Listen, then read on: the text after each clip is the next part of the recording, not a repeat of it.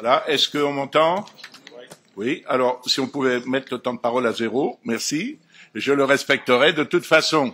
J'ai entendu ce qui s'est dit avec beaucoup d'intérêt, notamment de par les deux oratrices précédentes, dont je ne partage pas tout à fait les vues. Je crois savoir que non seulement dans la religion chrétienne, mais également dans la religion juive et dans la religion musulmane, on réprouve l'élimination des enfants à naître, quelles que soient les spéculations sur la date à laquelle l'être humain commence à être parfait.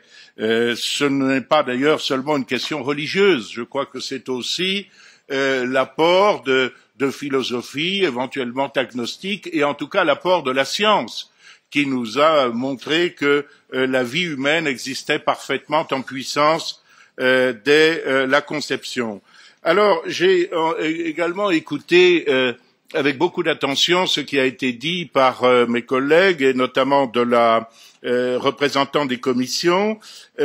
Madame la vice-présidente Castex a exprimé que le vivant n'était pas brevetable, déjà dans la situation actuelle du droit européen.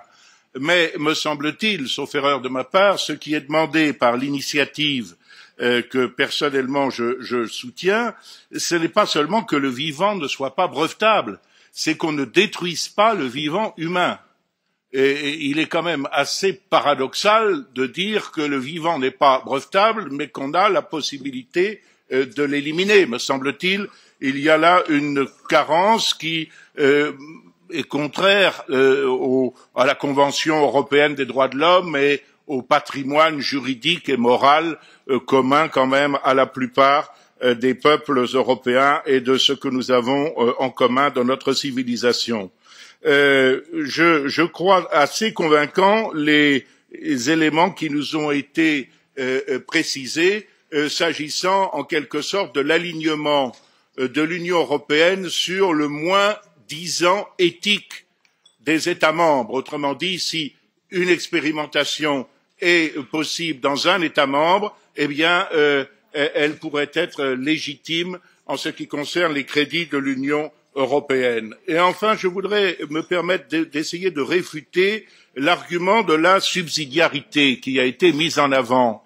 Je ne crois pas du tout que l'initiative actuellement en cours aille à l'encontre du principe de subsidiarité.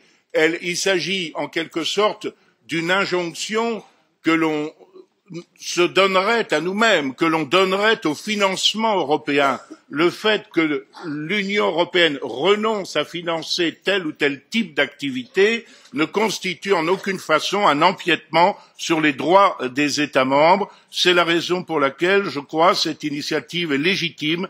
Ce qu'il s'agit de voir, c'est si l'être humain est une finalité et non pas seulement un moyen de la connaissance scientifique. Je vous remercie.